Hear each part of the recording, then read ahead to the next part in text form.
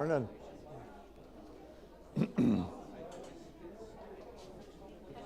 Thank you. Adam said it was he saw that on Facebook. Oh, okay. Yeah, thank you.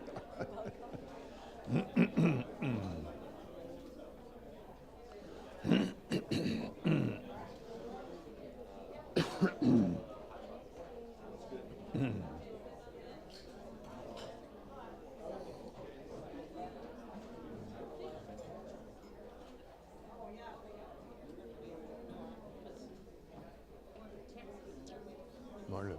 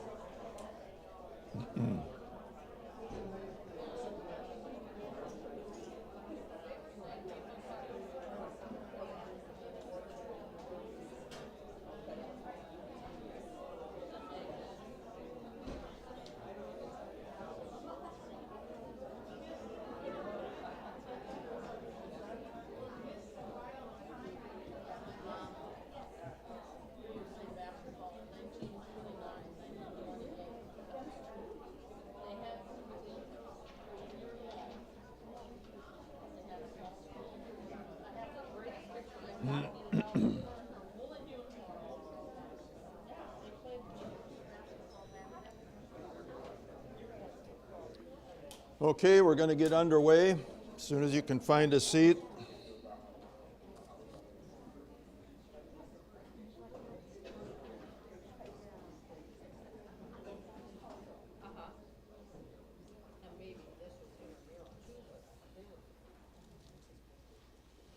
So, blessed Palm Sunday to all of you today. And before I forget, next week being Easter, we will not have class next week. And probably you figured that out already, looking at church being at 8:30 and the breakfast and all that. So our last class will be the first Sunday in April. Let's begin with prayer.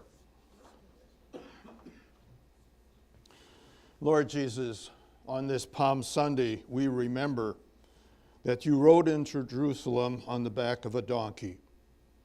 And it was a way for you to tell us that you were a king of humility. You did not come to be served, but you came to serve. And so may that spirit of humility that you showed, may that also be our attitude. May we also be people of humility. And as we approach people in their grief, in our humility, may we be respectful. May we listen carefully. May we be silent and allow people to tell us about their grief. May we not concentrate on fixing, but on supporting and being present with them. We ask this in Jesus' name. Amen. So we spent the last hour talking about grief, and we're going to spend another half hour today to conclude our thoughts on that subject, and then we'll be spending the rest of today talking about reconciliation. So before I go with my thoughts, I wanted to check if anybody had any thoughts or questions from last week that they wanted to bring up at this point.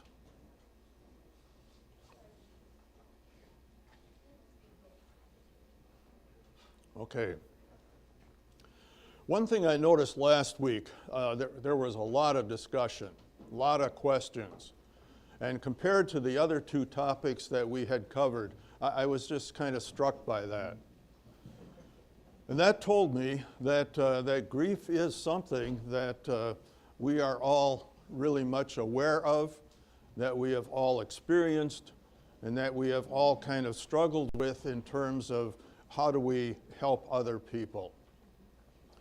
So I think one of my hopes as we go through this subject is that we will get more comfortable in being with people in their grief, and we will be, again, more intentional about being listeners and not just jumping in so quickly with, well, you know what you need to do, or putting some kind of a phrase out there that we hope will make people feel better, and then scooting for the exits. So I hope all of you will be more comfortable in really being with people when they have all this pain in their heart and they need somebody to be there and to listen to them. So a couple of things I wanted to talk about is, again, the idea that grief is not something that we get over, but grief becomes a part of who we are. So I'd like you to think about your life as being like a weaving that is on a loom. And I don't know if you've ever watched anybody who is working on a loom and they're making a rug or some kind of a tapestry. And it's very interesting how they weave in and out. You got all those strings and they weave in and out with those shuttles. And then they bring in different colors and different patterns. So think about your life as being like that your life is a tapestry. It's a weaving. You're on this loom. And as you live out your life, all of these different experiences are a part of that. So, of course, the blessings, yeah, okay, we really like that part. The parts that we don't like, such as grief and loss, pain and suffering, again, a lot of people don't want that on their tapestry. They want to forget about that. They want to put that away. But think about that being woven in there. That is a part of who you are. That is what has shaped you. That is what has determined your character. And again, some of the gifts that you didn't know you had that were brought out by those painful experiences. So it's all good. It's all part of who you are. So if you, with your own grief, have kind of, tried not to pay too much attention to it, tried to repress that, tried to ignore that, now is the time to kind of incorporate that. Let that be a part of who you are. Does that spark any thoughts in your mind as you think about yourself in your totality, in all of the experiences that life can bring?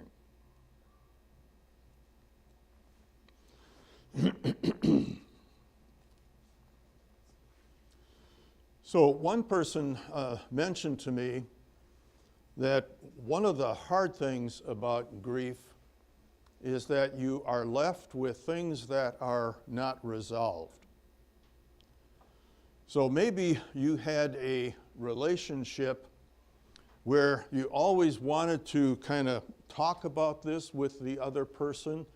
You wanted to get into that. You wanted to open that up. And then the person dies, and that never happened. So now you are walking around with that unresolved, with that thing that was never brought to fruition. I think about my father as an example of that I think I've mentioned before that, I didn't think it was going to work for Dad and I to be partners on the farm. And so I ended up kind of going in a different direction, which ultimately led me into the ministry. It was probably a year or so after my dad died, and we were home visiting my mother, and she was at the stove, and she was frying potatoes and putting some stuff in. And I'm standing there talking to her, And as I'm talking with her, out of nowhere, I said, "Did Dad approve of me going into the ministry?" And as I said that, I'm kind of standing there like, where did that come from? Why did that come up now? Why did I have that question?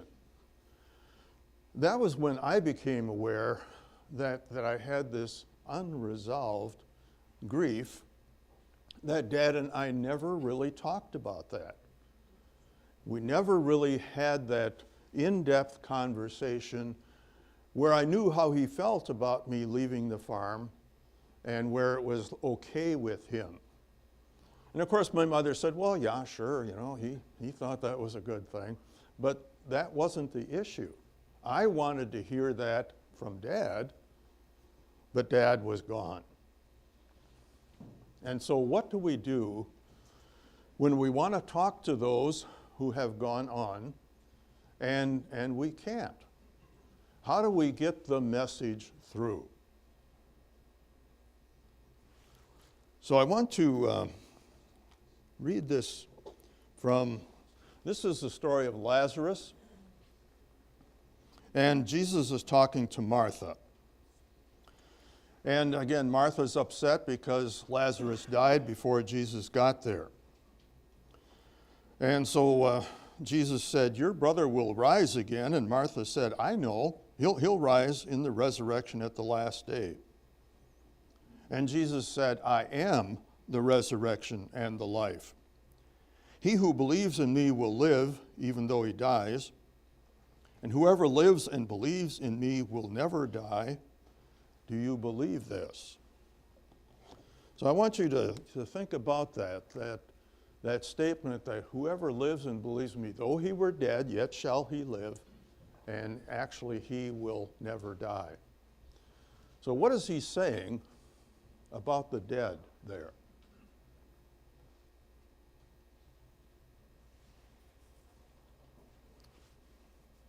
It's really just a separation. It's a separation for those who believe we're going to see each other again eventually. Okay. So again, they're with him, aren't they? So I just want you to think about that the dead are with Jesus, we are with Jesus. So really, he's kind of in between there, isn't he? He is the connector. He's the connector to this life. He is also the connector to the life to come. Now, I want you to think about that then. If he is the connector, he is connected to those who have died, and also is connected to us, then hey, if you want to talk to those people over there, who could relay the message for you?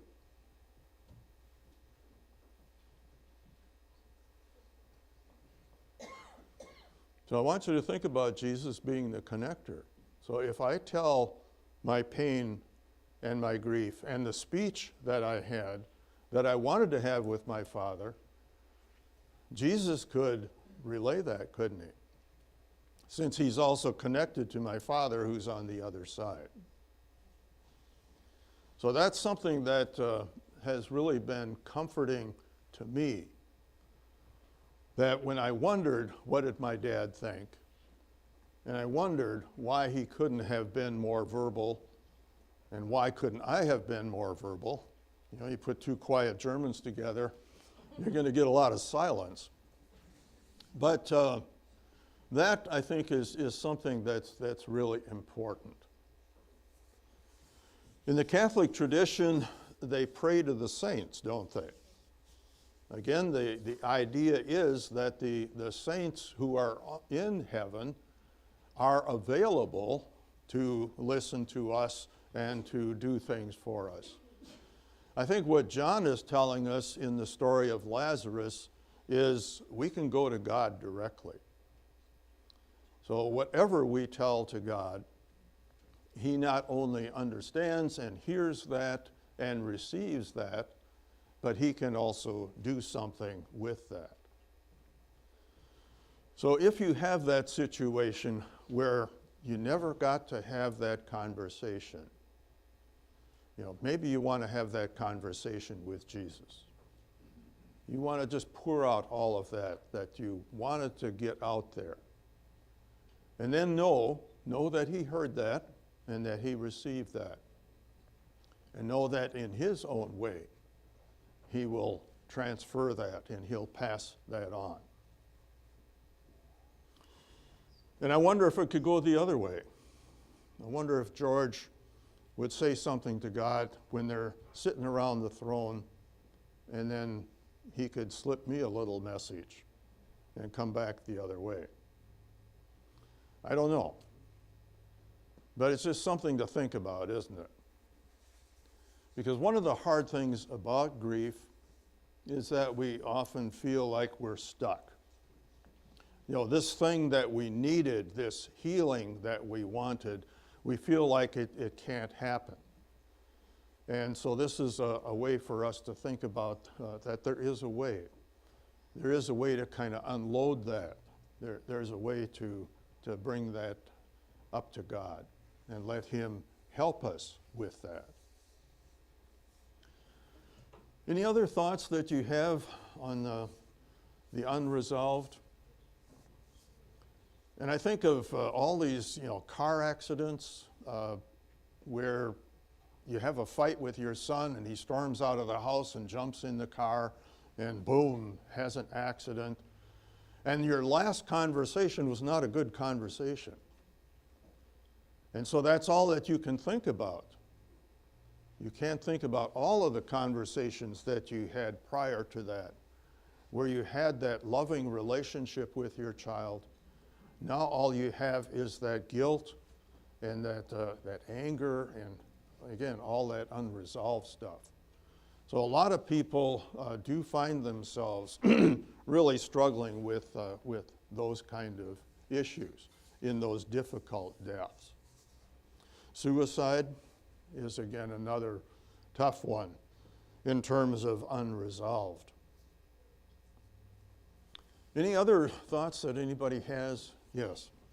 I would think this would apply also to estrangement, because there's such a phenomena about that right now with the younger millennials and so forth, that they get estranged from their parents and their family.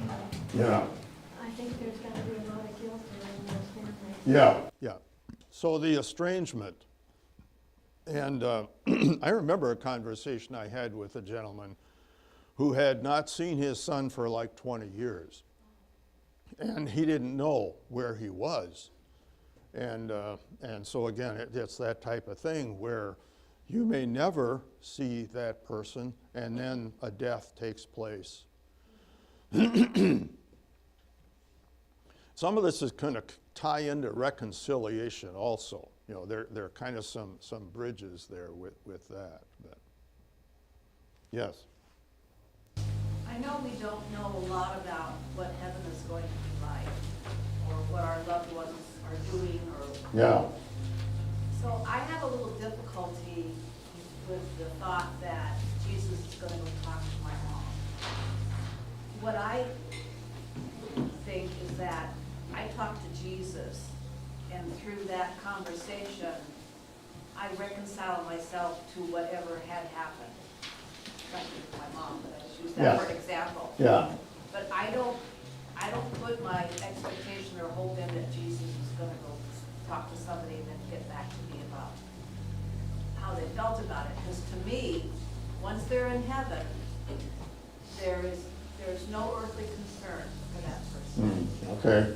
So that, to me, I'm the one that needs to find peace. And I find that by sharing my troubles with Jesus, reading the Bible, and understanding that that's where I get my peace. All right. Okay. Everybody hear what Yvonne had to say there? So again, she's not so concerned about what that loved one in heaven, whether they know or whether they, understand what we were trying to do. So again, she's just saying, as long as Jesus knows, I'm good with that. And it's true, there's so much we don't know of what all of that is like. And you do hear people, talking about, well, they're looking down on us, and, they're smiling when something good is happening. And then you think, well, I mean, if they're really away from all troubles and sorrows, then they wouldn't want to know, or they would have difficulty witnessing that. I think also when we have the image in our mind, and I had that for many years, that when I get to heaven, all my family is in heaven, I don't have any here, that they're all gonna be lined up and we're gonna hug, and I don't feel that way anymore, because I know that when I get to heaven, I'm not gonna worry about any of that. I mean, I would love to see them again, but that's not my concern, and that's not why I want to go to heaven. I want to go to heaven to be with my Lord, and whatever else He has there for me will be beyond anything I could expect or imagine. So if there's anything more than that, it would be all gravy, huh? All right, John? I kind of agree with that, but then on the other hand, you think of like in today's sermon, talking about the great cloud of witnesses that's in heaven that's cheering us on towards the finish line. Yeah. So I feel like there's maybe some, I don't know exactly, but some aspect like that Yeah. too.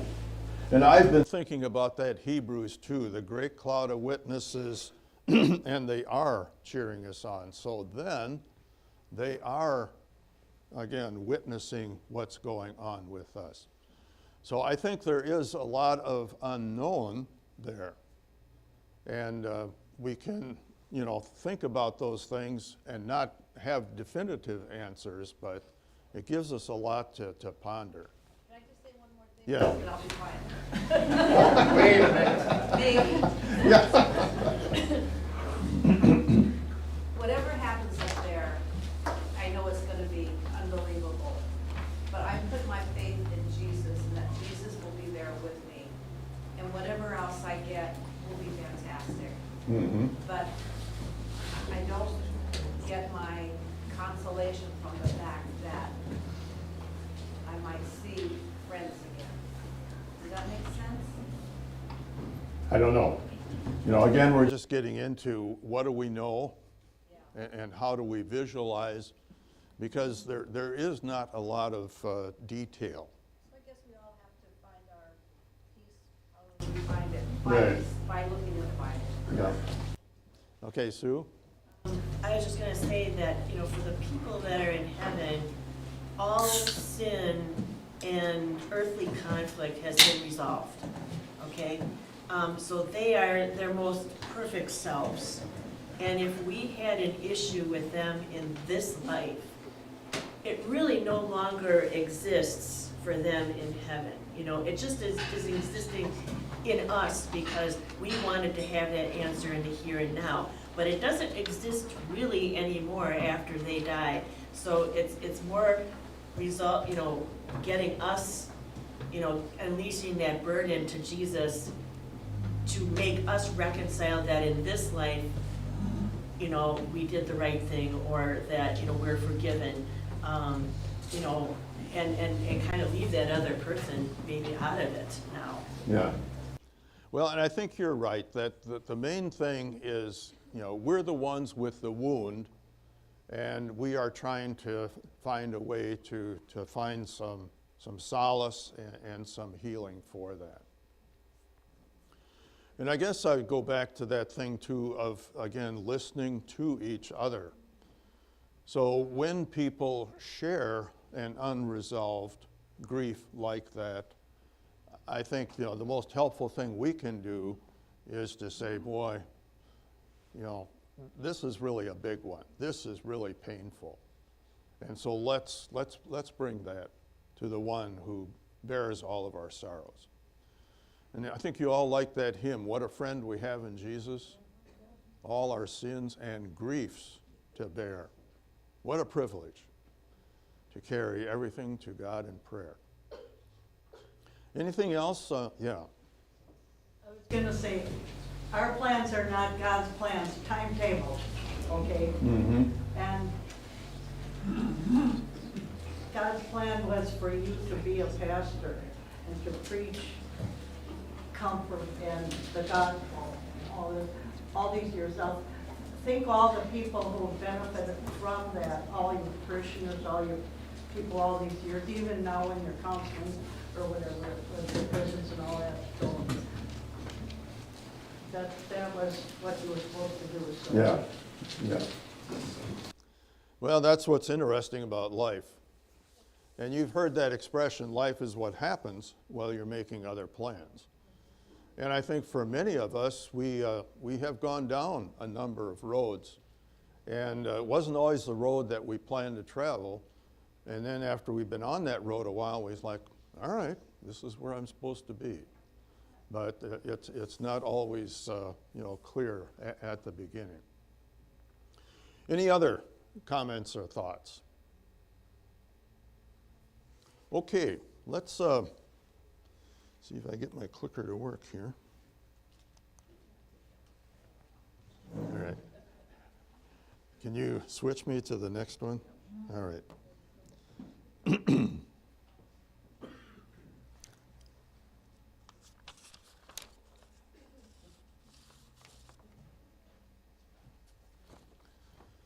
All right, we've got a stone wall there.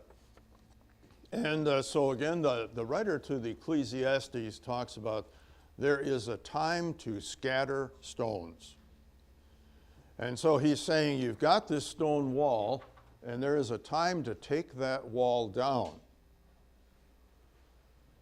Now, when you look at that wall, is there anything you notice about the rocks? What's on those rocks? What does it look like is on those rocks? It looks like moss, doesn't it? Yeah. So what does that tell you about the age of that wall? That wall had been there for a long time, yeah. And that's why I picked that picture, because I thought, yeah, that really, I think, helps us to understand this idea of reconciliation. So walls have a good purpose in terms of boundaries. So the farmer doesn't want the neighbor to encroach on his land, so he puts up a fence. And again, in the early days, the fences were made out of stones. So nowadays, when they're made out of wire and fence posts, they're pretty easy to take down. But taking down a stone wall, that takes some effort, doesn't it? So that's the positive thing. The other side of that is that walls arise because of differences, because of conflict. And it's pretty hard to grow up and live in this world without running into conflict. Where does a lot of conflict happen in terms of our usual normal experience?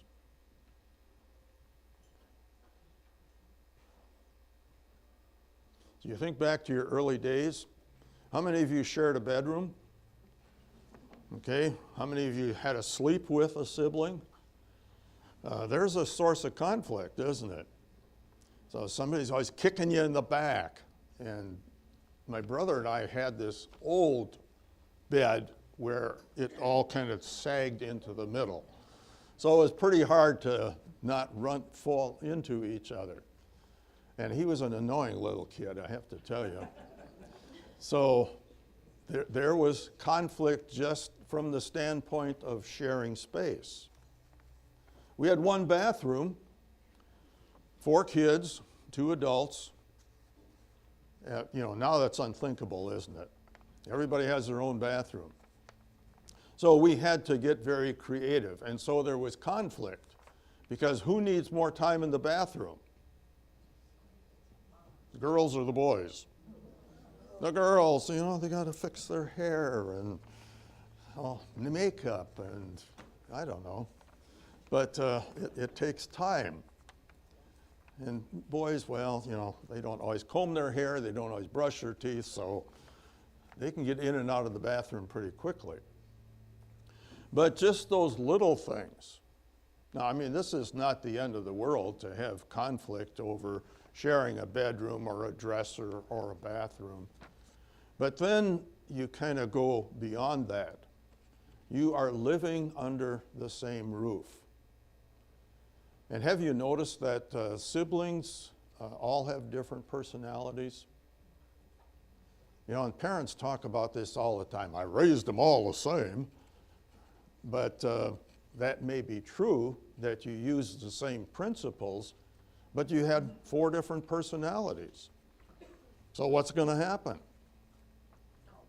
Yeah, you're going to have conflict because, again, you know, you got the laid-back one, and then you got the hyper one, and, you know, even the laid-back one gets fed up with the hyper one if they keep at it long enough.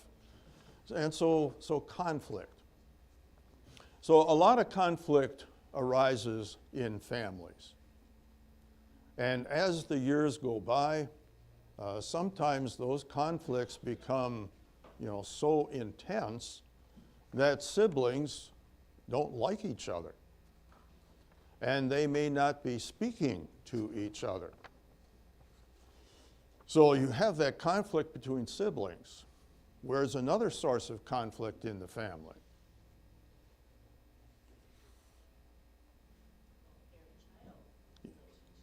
Okay, the child and the parent. And so again, that becomes a source. And so as you raise your children and you go through the teen years and the college years, again, there's rules and there's pushback against the rules. And so again, it may happen that there is estrangement between the parent and the child. And some of those can be quite intense. The child may move away, may move to another country, may move to the other end of the United States, and they no longer have contact with you. So those can be really painful. Any other? Yeah. I would say because both parents were raised in unique situations as a parenting style, they may not agree with how to, you know, discipline, or their philosophies may not always mesh, and there could be conflict between the two of them. Yeah. That's a good example too, where the parents also may not agree on the discipline. On, you know, are we going to be tough, or are we going to be lenient? Are we going to be permissive, or are we going to be restrictive? And sometimes that parental conflict over how to, again, raise and rear the children may get so bad that what happens? Then you may have divorce. And so again, that becomes an ongoing issue of estrangement. And some of you may have experience or know of situations then where, okay, now they're divorced, and now you've got the visitation. And so that, again, kind of becomes an ongoing thing, where the child wants to go to the permissive parent for the weekend because, hey, all right. And then, you know, that drives the other parent nuts. So even though they're divorced, now they still are having conflict over that. And then they get remarried. And so now you've got that blended family. And then they've got their issues and struggles. So there's really conflict all over the place, isn't there? When you start to think about that. And so that gets us into the subject of reconciliation. So how does it normally go when you're right and the other person is wrong? I'm just saying. We know we're right. But again, how do you think that's going to work? How is that supposed to get resolved? Sense of humor gets you out of some of this. A little humor, okay? Yeah? And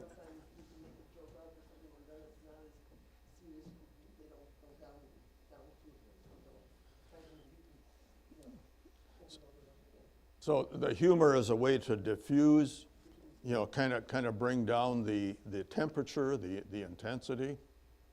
Okay? Go ahead. agree to disagree and try to reach an accommodation that you can both live with. All right, so that is called compromise. So you kind of both give a little as a way to bring reconciliation.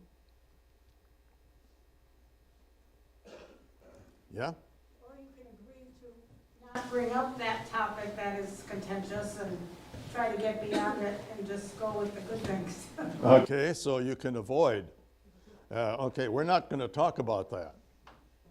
Yeah, so we'll just kind of put that over there, and then we're going to try to focus on what we still have going. Okay? Dealing with conflict can sometimes cause conflict, because if one person wants to talk through it and the other person wants space, then that can become a conflict as well. Yeah. Right. So you want to have a conversation and the other person is, no, I don't want to talk about that now. And so do you follow them and say, we really need to talk about this now? And they keep on retreating, and then they maybe lock the door, and it's like, okay, I guess we're not going to have that conversation. I have a little lecture on my desk that says, please do it right, do it my way. Yeah. Please do it right, do it my way. Yeah. And that kind of gets me back to that we know we're right. We all have a very strong sense of justice, don't we? And you ever heard your kids say, Mom, that's not fair? So even these little kids, they keep score, they watch what's happening, who gets more than the other one. So when the desserts are sliced, they look at his piece of pie is bigger than mine, and that's not fair. So that sense of justice, that sense of rightness is very, very powerful. I had identical twins, and so I would always say to the oldest one, you go ahead and cut the cake, and then your brother gets first choice. Yeah. Yeah, that's a good one. Yeah. With a ruler as far as this piece of Yep. Yeah, that's a good tactic. So let the kid who wants the biggest piece, let him cut it, and then you give that to the brother. And then he's like, that's not fair. But, yeah, go ahead. Trying to see things from the other person's perspective would probably be helpful. Yeah. So I think all of these things are really important as we think about reconciliation, because if we're focused on who is right and who is wrong, more than likely we're not going to get much reconciliation out of that. So I want you to think about Jesus again. And when he came into the world, he saw a lot of conflict everywhere he looked. And even amongst his disciples, they were jockeying for position. And so there was conflict over, who is the special disciple and who's going to be next to him. And so, he's dealing with that stuff all the time. And he did not focus on that, did he? But what did he focus on? What was his approach to reconciliation?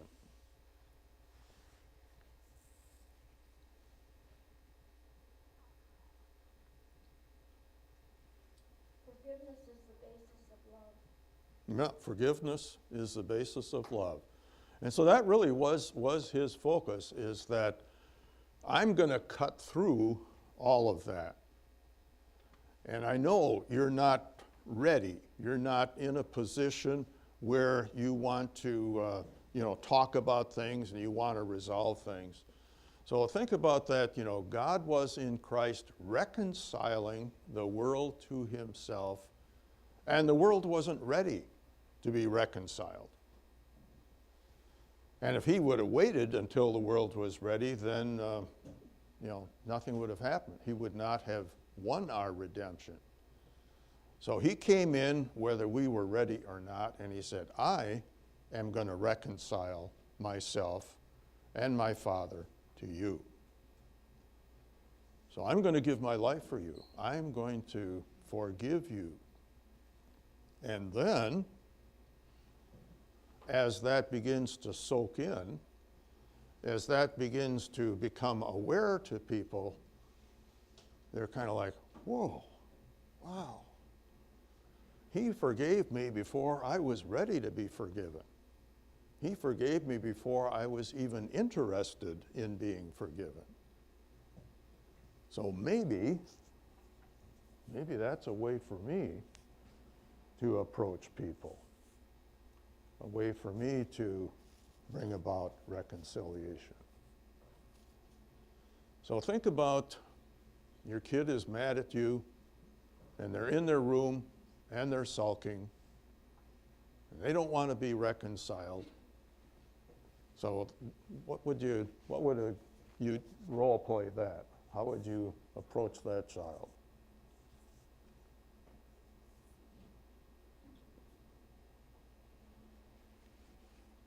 Leave them alone, but cook something really good smelling in the kitchen. There you go. I like that, Teddy. Yep, leave them alone, but cook something really good. And the smell, heat rises, and it'll get up to the bedroom. And that reminds me of a little child book. It was called Max, Where the Wild Things Are. Have any of you ever read that book? And it's really a beautiful little book because Max is out of control. He is just tearing things up. And, he's getting himself into all kinds of problems. And his mother is kind of like, ah. And finally, she has to banish him to his room. And so Max is in his room, and he's stewing, and he's mad and all that. But outside his room, there's a meal. And so Max finally opens the door, and the line says, and it was still warm. And I thought, yeah, that's really a beautiful illustration of God's grace, that he is patient and loving, and he waits for us. In my former church, we had a big mural where Jesus is standing at the door. And I think about that one so often. He is standing at the door and he's knocking. He's not blowing the door off the hinges. He's not putting the battering ram down. He's saying, I'm knocking. Maybe you don't want to talk right now. Maybe tomorrow. But whenever you open that door, I'll be there. I'll be waiting to talk with you. That's really a very beautiful picture, isn't it? Any other thoughts that you have? Yeah. I was just thinking about that I think there's a difference between how you can reconcile with your children versus how you would reconcile with an adult. Insofar as that a lot of times when you have issues with your children, it's as a result of you trying to teach them something. Or, that there's a life lesson to be learned, or you're doing it to protect them. Whereas with another adult, I think sometimes there's a different kind of reconciliation or approach that needs to be taken, because you're not trying to teach that person something. You may have differences with that person, and I know I have had issues with certain people, and it's like I'm trying really hard to whatever they're doing that is upsetting me, I'm trying to understand that I don't know where they're coming from. I don't know what their life is like. I don't know what's causing them to be the way they are necessarily, and so to try and just be a little more understanding. Mm-hmm. Yeah, and I think you're right about the differences in age. So when we're dealing with children, there are some different dynamics at work there. And as you say with adults, that is a different animal, isn't it? So I like your thought too of, I don't know how they think. I don't know how they see things. And so sometimes that, again, we're kind of on different wavelengths, so to speak. So then it is hard to have a conversation of, how can we resolve this? How can we talk about this? So let me ask you then, how would we get on the same wavelength with someone who has a different perspective and who sees things that we don't necessarily see? Have you ever heard people say, help me to understand? So sometimes I think that becomes a way of getting a conversation going. So we can say to people, I'm kind of looking at it this way. This is what I think is going on. This is what I think is important. This is what I would like to have happen. But I would like to understand, how do you look at things? So now you're inviting that person to, give you more detail. And again, there has to be trust there, doesn't it? So that's such an important thing. If you're working on that process of that person has to trust you, that you are not going to jump in as they are setting forth their views and say, well, that's stupid, or no, that's wrong. But again, if you're inviting them to tell you, then you also have to give the space until everything is out there. I was going to say, you just have to listen. You have to listen. You have to spend more time listening and not as much time talking. Yeah. Yeah. Isn't that funny how we keep getting back to that listening thing? But yeah. And I think the reason why we keep getting back to that is because it's so hard. We got 2 ears and 1 mouth, but evidently one of those ears doesn't get used enough, because listening is much more difficult. And I don't know about you, but there is always a part of me, when I'm listening, I'm also preparing my counter argument. Have you done that? That's not listening. Now you're in the artillery. So while they're firing, you're loading your next shell. And, okay, now you got, shells going back and forth. So listening is that you lay the shells down. You're not preparing your response. You're not trying to come up with a better argument. And let's face it, we like to debate. And we like to win debates. Yeah. You have to, with something that you know for sure in your own mind is dead wrong, and you can't do anything about it, and you just gotta tell them, you're gonna have to find out the hard way. I wish it wasn't that way, but that's the way it is. Yeah. Okay. All right. I think listening is tied to humility, too. Yeah. Like, it's hard to admit, maybe I am not 100% right. It's hard to admit that. Yeah. Yeah. There needs to be humility in reconciliation. Yeah. So, we were talking about humility on Palm Sunday, and so that's a very good quality to bring in here, that maybe I don't know as much as I thought I knew. Seminary students, they go to school for 12 years, and they really are well versed in the Bible, and so when they come out, I kind of thinking about myself again. It's like, all right, you lucky people, here I come. I got all this education. And what are the folks in the pew saying? He's pretty green. Yeah. He's got a lot to learn. And so I thank my people for being patient and for giving me some time to get my feet on the ground, kind of get out there and visit with them and get to know them. And that changes your mind about a lot of things. And I think even now, as I sit with patients, I sometimes have an opinion about what I think is all going on with this patient. And then the more I listen, the more I change my mind. It's like, okay, all right, well, that wasn't really quite what I was thinking, but hey, I'm going to listen some more here.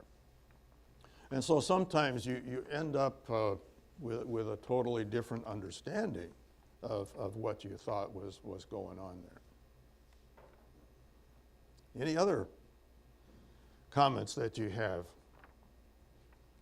So I think especially in this adult to adult, where there is conflict, where the relationship is broken, where we are far, far apart, those are extremely difficult.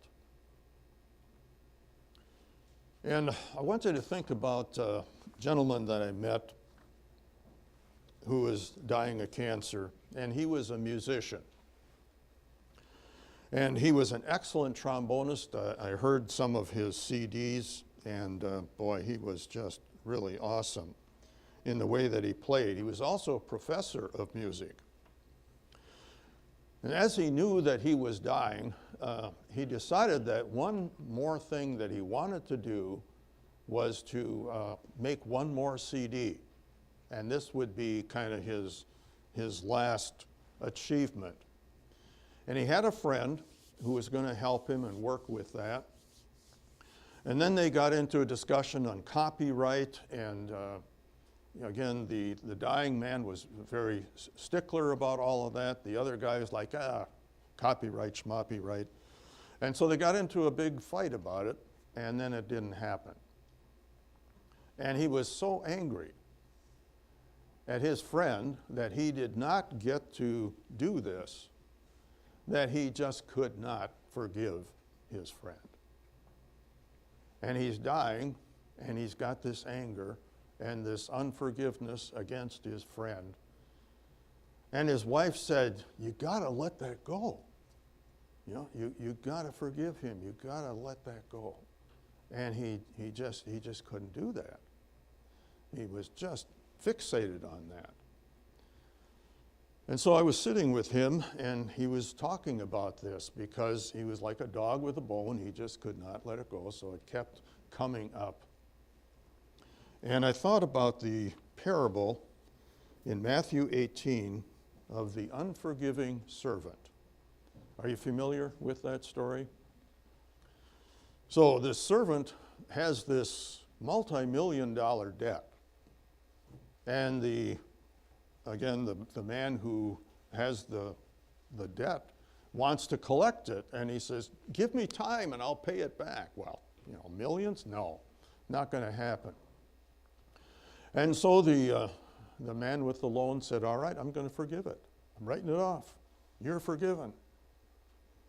And the guy's like, whew, wow.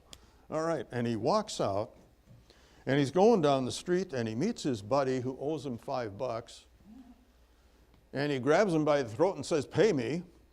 And the guy doesn't have it, and so he throws him in debtor's prison because he won't pay him the $5. And so then the master hears about that, and then he takes this guy that he had forgiven the millions and throws him in debtor's jail. So Jesus said, that's the way it is. If I forgive you and you can't forgive others, then that's a problem, isn't it? Now the question is, how could that man not be able to forgive the 5? Why couldn't he do that?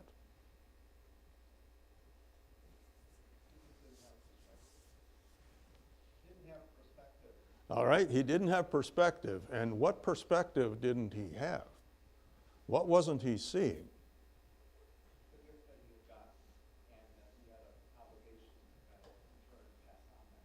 Okay? So now this is kind of hard to comprehend, isn't it? How could you be forgiven 10 million and not see that, not understand that?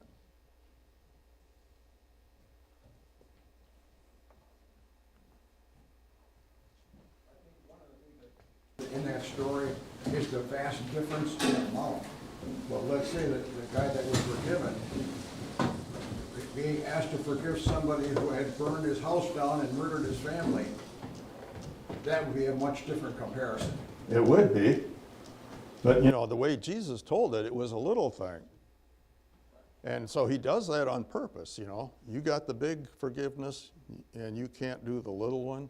So again, why couldn't he see that? Pride? Okay. Sinful nature. Mm-hmm. So have you ever, yeah, go ahead. Say that sometimes the forgiven think that they deserve to be forgiven, but the other person doesn't deserve to be forgiven. Yeah. All right. Isaac? That seeing they would not see and hearing they would not understand. Okay. And you know, I like what Sue is saying too, again about he thought that he deserved it. So I just want you to kind of think about that. So have you ever had that thought, well, of course Jesus loves me because, you know, I'm a fairly decent human being. I mean, I'm sinful, yeah, but, you know, nothing drastic, nothing out of the ordinary. So it's real easy to come to that belief that I'm forgiven because I'm so great, because I'm so nice, because I'm so above average. So that's there. Whether we are really thinking about it or not, that is there in all of us.